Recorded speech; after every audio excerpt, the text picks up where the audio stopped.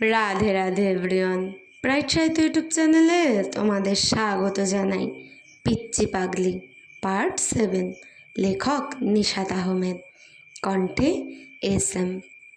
যারা যারা আগের পর্ব শোনোনি গিয়ে শুনে আসতে পারো, আশা করি ভালো লাগবে। আর যারা যারা ব্রাইট সাহিত্য ইউটিউব চ্যানেলে নতুন, চ্যানেলটিকে সাবস্ক্রাইব করে দিও। তো চলো বেশি কথা না বলে গল্প শুরু করি। কিছু ভুল ত্রুটি হলে ক্ষমা করে দিও। নিশাত কল দিচ্ছে কিন্তু রুহির আগে রিসিভ করছে না। নিশাত সরি লিখে বেশ কয়েকটা মেসেজও দিয়েছে। বাধ্য হয়ে আবার নিশাত ফিরে এসেছে। হলের সামনে এসে নোরাকে ফোন দিয়ে বলে, রুহিকে বলো আমি হলের সামনে দাঁড়িয়ে আছি। নোরা এসে বলতেই রুহি বই নিয়ে বের হয়ে আসে। রুহিকে দেখে নিশাত গাড়ি থেকে বের হয়ে আসে। গাড়ির দরজাটা খুলে দিয়ে বলে, ওঠো। রুহি খুশিতে উঠে যায়। নিশাত ড্রাইভ করছে, রুহি পাশে চুপ করে বসে আছে। নিশাত বলে, কি হলো? রুহি চুপ করে আছে। নিশাত বলে, আচ্ছা বাবা সরি, তুমি আমার সাথেই থেকো। রুহি এখনো চুপ।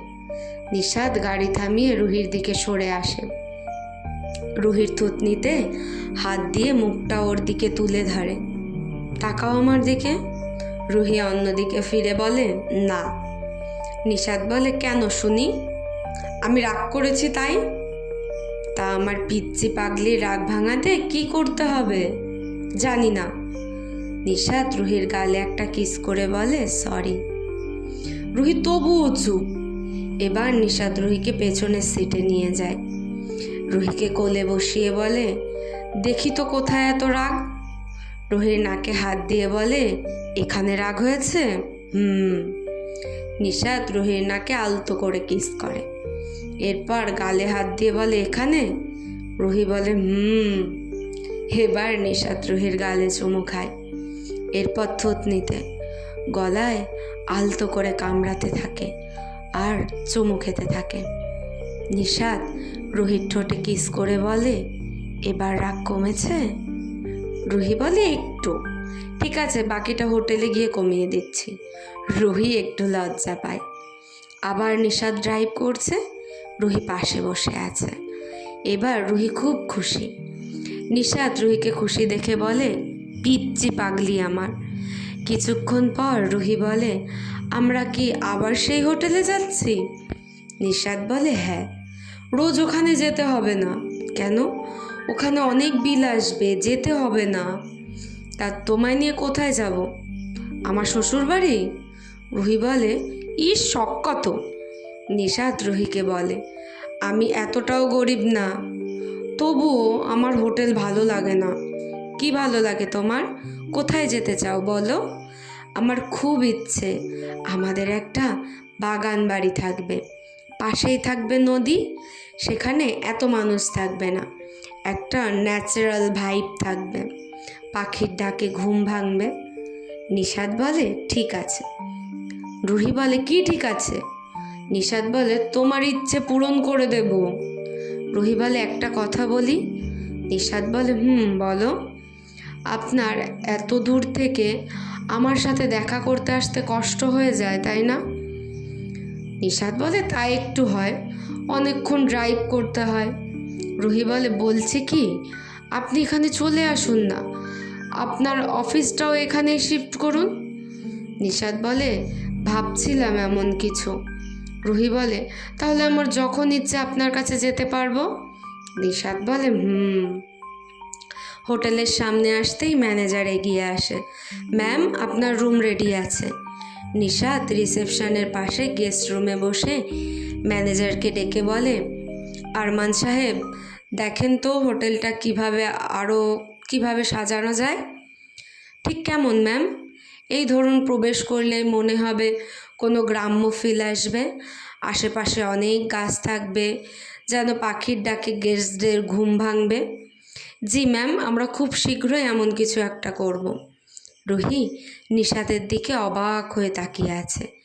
এমনভাবে কথা বলছে যেন হোটেলটা নিশাতের। ম্যানেজার বলে, ম্যাম আপনাদের কিছু লাগবে? নিশাত বলে, 1 কাপ ব্ল্যাক কফি। ও একটা হট কফি। ম্যানেজারও চলে যেতেই রুহি বলে, আপনি কি ওনাকে চেনেন? নিশাত বলে, হ্যাঁ কেন? এমনভাবে বলছেন মনে হচ্ছে আপনি হোটেলের মালিক। নিশাত হাসতে হাসতে বলে, চাইলে তুমিও কিন্তু হতে পারো। নিশাতের হাসি রুহির খুব ভালো লাগে। নিশাতকে খুব কম সময়ে হাসতে দেখেছে রুহি।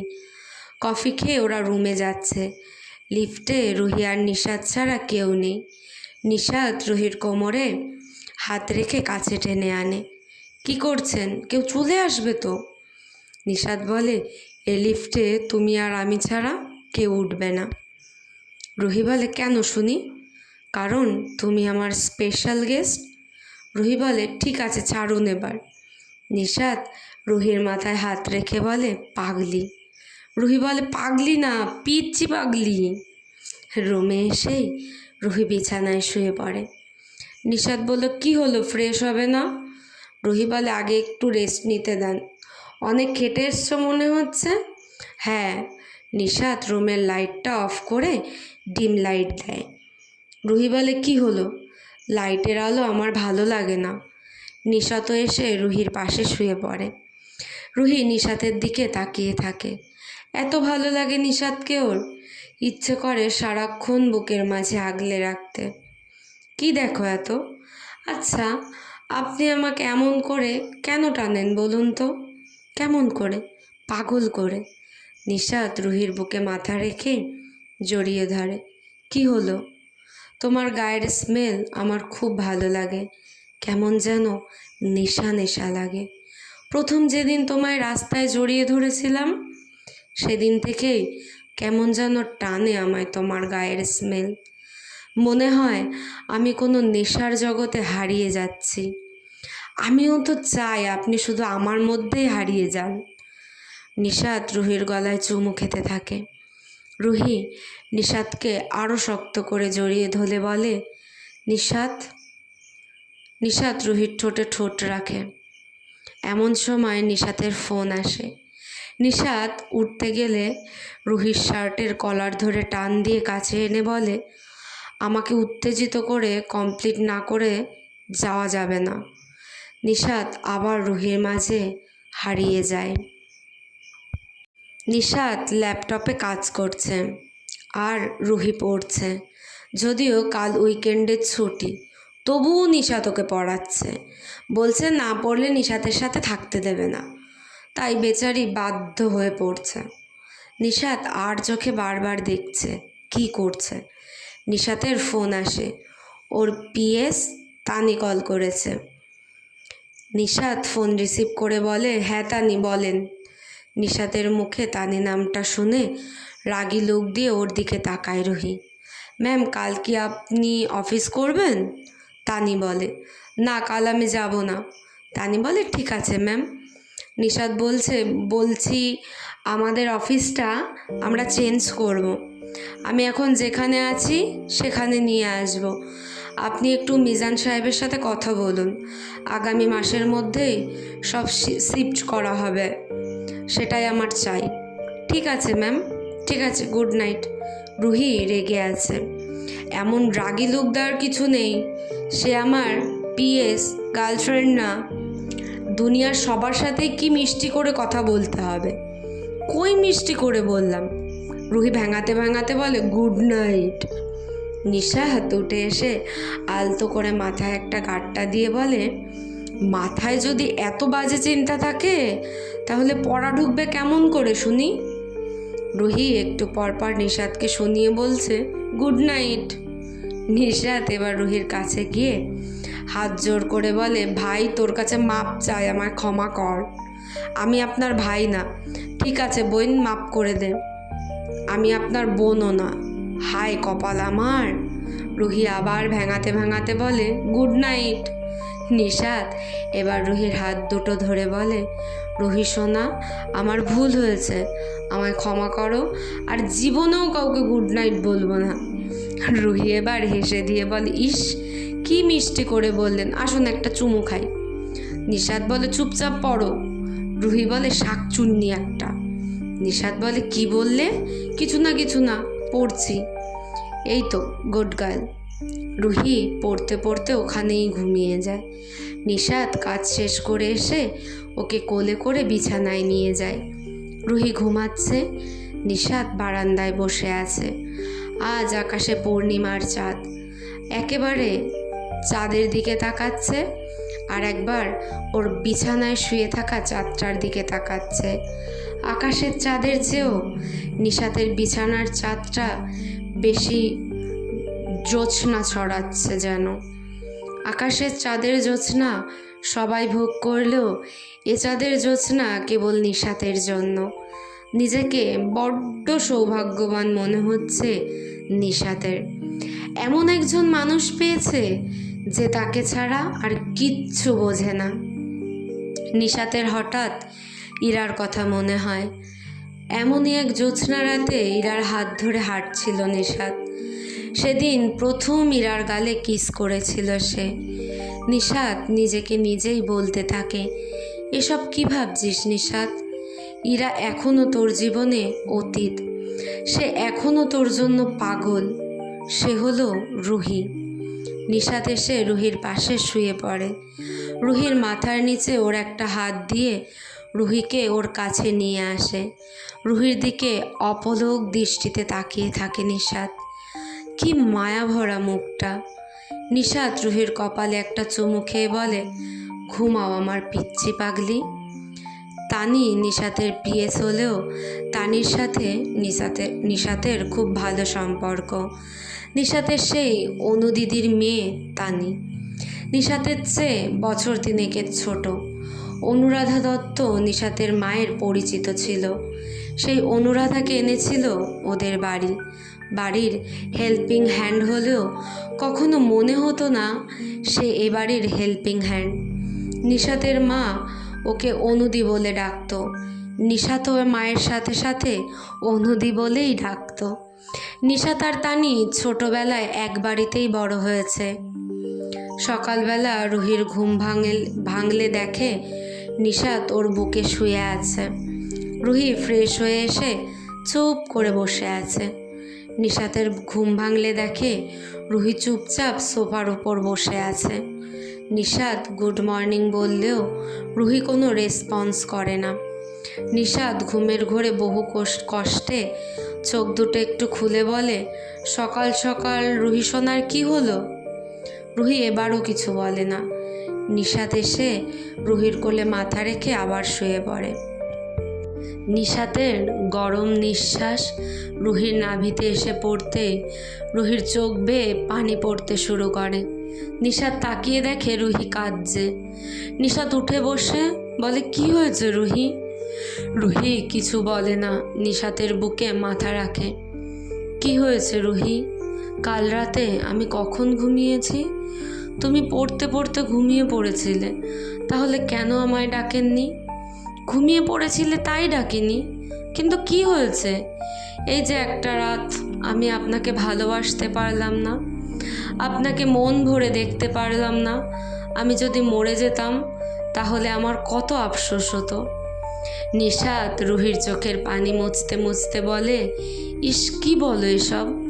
এই তো আমি তোমার সাথেই তো ছিলাম। এমনিতেই আপনি আমাকে আপনার কাছে রাখতে চান না। নিশাত বলে, তুমি এত পাগল কেন রুহি? রুহি নিশাতের বুকে মাথা রেখে বলে, জানি না। নিশাত রুহির মাথায় চুমু খেতে খেতে ভাবে, এই পিচ্চি পাগলিটাকে নিয়ে আমি কি করব? একে তো সাথেও রাখতে পারবো না, আবার দূরেও রাখা যাবে না। এ তো কষ্টে মরে যাবে। নিশাত রুহিকে হলে রেখে আসে, বলে আসে এক্সাম শেষ হলে এসে নিয়ে যাবে। রুহি মন খারাপ করে চলে যায়। এদিকে নিশাত এসে ওর বাড়ির সব কাজ গুছিয়ে নিচ্ছে। রুহির পছন্দ মতো একটা বাগান বাড়ি কিনেছে নিশাত। রুহির ক্যাম্পাস থেকে মিনিট 20 রাস্তা। নদীর ধারে বিশাল বাগান বাড়ি। এ বাড়ির মালিক বিদেশ থাকে। নিশাত তাদের অফার করার সাথে সাথেই রাজি হয়ে যায়, কারণ এমনিতে অবাস্তবনায় নষ্ট হয়ে যাচ্ছে। নিশাত নিজের বলতে এটাই একমাত্র বাড়ি এখন। বাবার বাড়ি যাওয়ার সাহস নেই। নিশাত বাড়িটা একদম চকচকে করে ফেলেছে, সুন্দর করে গুছিয়েও রাখে। দোতলা বাড়িটার দোতলায় দক্ষিণ পাশের রুমটা থেকে নদীটা সুন্দর দেখা যায়। নিশাত সেটা ওদের বেডরুম বানায়। বাড়ির চারপাশে অসংখ্য ফলের গাছ, সামনে ও পেছনে ফুলের বাগান। নিশাতের রুমের নিচে হাসনাহেনা, বেলি, বকুল ও শিউলি ফুল গাছ। যতটা সম্ভব বাড়িটা সাজানো হয়েছে। বাড়িটা দেখাশোনার জন্য অনুদিকে নিয়ে আসে নিশাত। ফুফি ও তার ফুফাতো বোন ঈশাকেও আসতে বলে এখানে। এদিকে রুহির এক্সাম প্রায় শেষ, কাল শেষ এক্সাম। রুহি খুব এক্সাইটেড, কাল নিশাত ওকে নিতে আসবে। প্রায় 20 দিন পর নিশাত নিতে আসবে। এই কয়দিন নিশাত খুব ব্যস্ত ছিল, ব্যবসা, বাংলো, অফিস পরিবর্তন এসব নিয়ে খুব ব্যস্ত ছিল নিশাত। এর মধ্যে 2 দিন নিশাত এসেছিল দেখা করতে, ঘণ্টাখানিক থেকে চলে গিয়েছে। 1 ঘন্টা নিশাতকে দেখে রুহির চোখের পিপাসা যেন আরও বেড়েছে। এই মানুষটাকে যত দেখে ততই ভালোবাসতে ইচ্ছে করে। এদিকে এখনও রাহুল রুহির পেছন পেছনই ঘুরছে। রুহি রাহুলকে খুব স্পষ্ট করে জানিয়ে দেয় সে রাহুলকে ভালোবাসে না। রুহির আরও 2 জন ফ্রেন্ড হয়েছে, শোভা ও মণি। তবে নুরার সাথে সবচেয়ে বেশি ভালো সম্পর্ক। নুরা নিশাত ও রুহির সম্পর্কে সব জানে। নিশাতের এক্সাম শেষে বের হতে দেখে নিশাত ওর ডিপার্টমেন্টের সামনে গাড়ি নিয়ে দাঁড়িয়ে আছে। নিশাত আজ রুহির দেওয়া সেই ব্রাউন কালারের শার্ট ও সানগ্লাস পরেছে, সাথে অ্যাশ কালারের প্যান্ট। নিশাতকে দেখে রুহির হার্টবিট বেড়ে যায়। একটা মানুষ কেমন করে এমন স্মার্ট হতে পারে?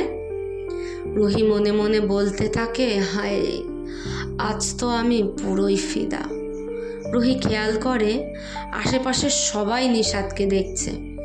রুহি নিশাতের কাছে এসে বলে, আপনাকে আর এখানে আসতে হবে না। কেন? সবাই কেমন করে আপনাকে হা করে দেখছে। তাতে কি? তাতে সমস্যা আছে। সবাই আমাকে দেখলেও আমি তো সবাইকে দেখি না, আমি তো কেবল তোমাকেই দেখি। রুহি এবার খুশিতে হাসে। নিশাত গাড়ির দরজাটা খুলে বলে, ওঠো। গাড়িতে উঠে রুহি বলে, আজ আমরা কোথায় যাচ্ছি? নিশাত বলে, বলো কোথায় যেতে চাও? আপনার বাড়ি। আমার বাড়িতে তো নেওয়া যাবে না। কেন? বাবা ঢুকতে দেবে না। আহারে, তবে তোমাকে এমন এক জায়গায় নিয়ে যাব তোমার খুব ভালো লাগবে। কোথায়? সারপ্রাইজ। নিশাত রুহিকে আবার হোটেলের সামনে নিয়ে আসে। আবার এখানে এসেই তো দেখো। রুহি এসে দেখে হোটেলের চেহারাই পাল্টে গিয়েছে। চারপাশে ছোট ছোট গাছ, ভেতরে সুন্দর করে বাঁশ ও কাঠের ডিজাইন করা।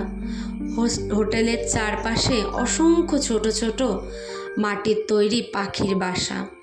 রুহি তো অবাক, এর মধ্যে এত কিছু। রুমে এসে তো আরোই অবাক। ভেতরে বিভিন্ন ধরনের গাছ, আর্টিফিশিয়াল ঘাসের কার্পেট। আপনারা এক কথায় এত কিছু করে ফেললো? এটা তো তোমার আইডিয়া। তবে রুহি অবাক হয়েছে ওয়ার্ড্রপে ওর মাপের কাপড় দেখে। নিশাত বলে, এসব আমিই কিনেছিলাম তোমার জন্য। আপনি কেমন করে জানতেন আমি এখানে আসব? জানতাম। আপনি কি এই রুমটা আমাদের জন্য ভাড়া নিয়েছেন? নিশাত হাসতে হাসতে বলে, হোটেল রুম ভাড়া নিতে যাব কেন? তাহলে আমরা সব সময় এই রুমটাতেই কেন আসি? এই রুমটা আমার পছন্দের। আপনি কি আগেও এসেছিলেন? হ্যাঁ।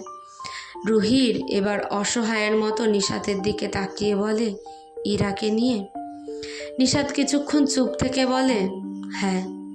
রুহি এবার বলে, এই বেডে আপনি আর ইরা একসাথে ছিলেন? নিশাত রুহিকে বুকে টেনে বলে, না।